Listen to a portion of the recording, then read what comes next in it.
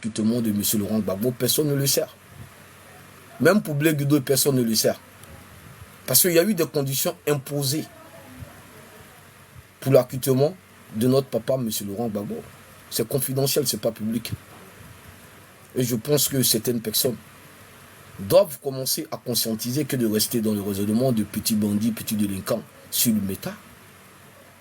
La Côte d'Ivoire est un pays construit avec une loi en respectant le droit de tout un chacun.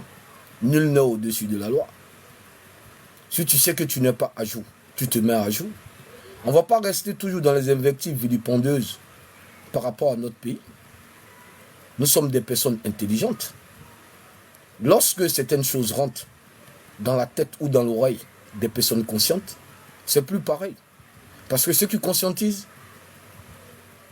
ils sont beaucoup instruits.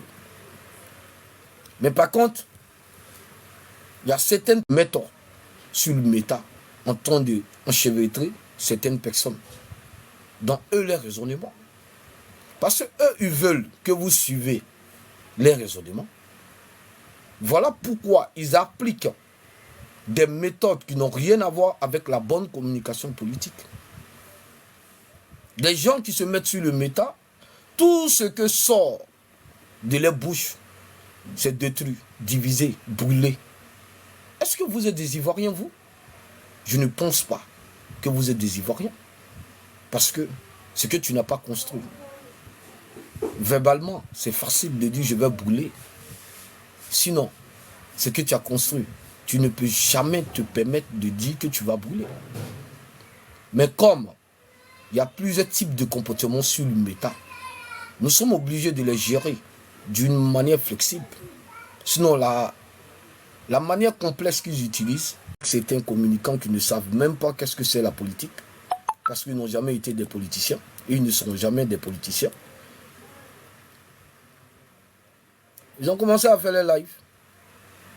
Toujours avec des pics d'injures. Quand tu parles, c'est la liberté d'expression. Mais la liberté d'expression a ses limites. Comme vous ne connaissez pas ses limites, je pense que nous sommes dans un pays de droit. Tout le monde doit respecter la constitution ivoirienne. Même le président de la République, son Excellence Alassane Ouattara, il respecte cette constitution.